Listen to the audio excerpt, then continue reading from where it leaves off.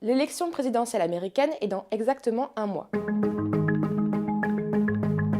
Et jusqu'ici, Kamala Harris est en tête des sondages nationaux avec environ 48% des intentions de vote. Mais vous le savez, cela ne veut pas dire qu'elle est certaine de gagner l'élection. Pour être élue à la Maison-Blanche, elle ne doit pas obtenir le vote populaire, mais bien la majorité des grands électeurs, c'est-à-dire 270 grands électeurs sur 538. On appelle le nombre de grands électeurs un collège électoral, et ces grands électeurs sont répartis par État de façon inégale. C'est-à-dire que la Californie a par exemple 54 grands électeurs, alors que le Dakota du Nord n'en a que 3. Le jour de l'élection, le 5 novembre prochain, les Américains devront choisir entre Kamala Harris et Donald Trump. Mais en réalité, ils voteront pour ces grands électeurs, qui eux seront chargés d'élire le président des États-Unis. Dans quasiment tous les États sauf 2, le candidat qui remporte le plus de votes remporte l'ensemble des grands électeurs. Kamala Harris et Donald Trump savent déjà pour qui voteront certains des États. Par exemple, ils savent que la Californie votera démocrate et que le Texas votera républicain. On appelle ces États, plutôt républicains ou plutôt démocrates, des États rouges ou des États bleus. Et à chaque élection présidentielle,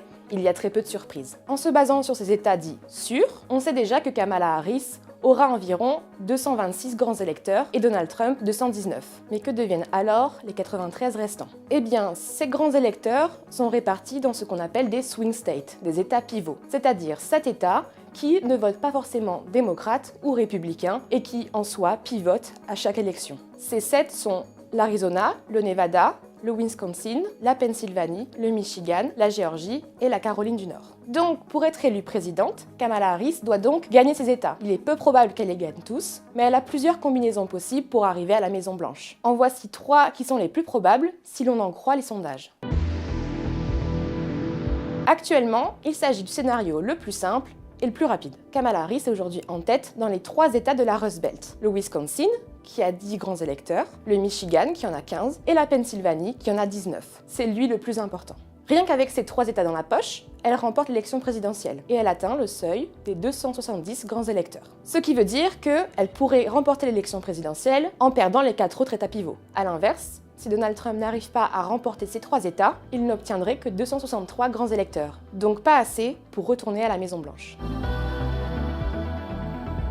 Comme je viens de le dire, l'État de Pennsylvanie est le plus important de cette élection. C'est le plus gros avec 19 grands électeurs. Ce qui veut dire aussi que c'est le plus convoité, et par Kamala Harris et par Donald Trump. Et actuellement, si Kamala Harris est en tête dans les sondages, elle n'est pas vraiment sûre de le remporter à 100%. Elle n'est que à 0,7 points d'avance sur Donald Trump actuellement. Donc il faut imaginer un scénario où Kamala Harris pourrait bel et bien perdre la Pennsylvanie. Donc dans la mesure où Kamala Harris perdrait l'État de Pennsylvanie, il lui faudrait gagner au moins 2 États de la Sun Belt, c'est-à-dire les États pivots du Sud. Actuellement, le plus sûr pour elle est le Nevada, qui est aussi le plus petit avec seulement 6 grands électeurs. Elle peut donc espérer remporter la Géorgie ou la Caroline du Nord. Elle pourrait espérer remporter l'Arizona, mais actuellement, c'est l'un des États où elle est le plus en retard. Donc, actuellement, elle se tourne plutôt vers la Géorgie et la Caroline du Nord. Avec la Géorgie, elle a environ 2 points de retard par rapport à Donald Trump, mais elle est en bien meilleure position que Joe Biden.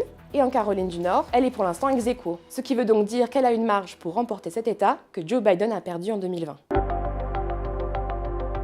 Comme je l'ai dit un peu plus tôt, il est peu probable que Kamala Harris réussisse à remporter les 7 États pivots. Mais si l'on en croit les sondages actuellement, elle peut continuer à gagner du terrain et elle peut même prétendre à remporter une victoire similaire à celle de Joe Biden en 2020, c'est-à-dire n'en remporter que 6. Ce serait le résultat le plus satisfaisant, étant donné qu'elle a investi beaucoup de temps et d'argent dans tous les États pivots. Mais ce n'est pas le plus simple. Pour être à la hauteur de Joe Biden en 2020, Kamala Harris doit non seulement gagner la Rust Belt, mais aussi la presque totalité de la Sun Belt, donc au moins 4 États du Sud. Ceci voudrait donc dire rattraper son retard en Géorgie et en Arizona, tout en étant sûr de gagner la Caroline du Nord. Ce n'est néanmoins pas impossible. Kamala Harris a su s'imposer rapidement dans les sondages après son arrivée dans l'élection présidentielle, et il lui reste encore un mois, d'autant que le mois d'octobre est souvent plein de surprises aux États-Unis.